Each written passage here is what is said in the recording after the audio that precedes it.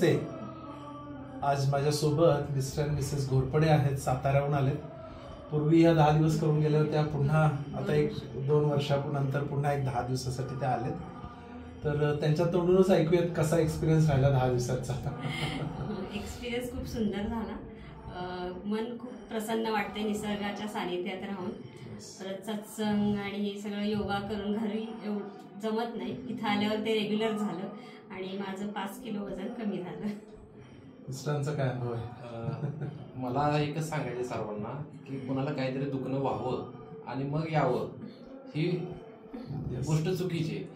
कोणाला दुखणं व्हायच्या आतच इथं आनंद कुंजमध्ये आलेलं चांगलं की जेणेकरून पुढे भविष्यात होऊ नये. म्हणून इथं 10 दिवसाचा कोर्स केलेला चांगला. त्यात शरीर शुद्धी होते, योगा असेल, प्राणायाम असेल, सत्संग असेल. ते सर किती दिवस उपवास केला तुम्ही? मी 6 दिवस केला उपवास. 6 दिवस असं कधी आयुष्यामध्ये राहिला नाही, कधीच नाही राहिलो. कधीच नाही राहिला. हे कशामुळे शक्य झालं असं वाटतं?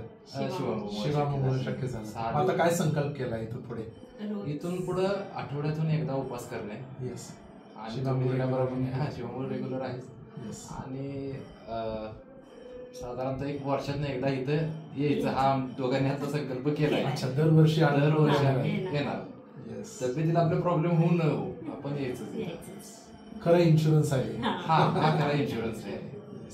खूप खूप धन्यवाद. तुमच्या जीवनामध्ये नेहमी स्वास्थ्य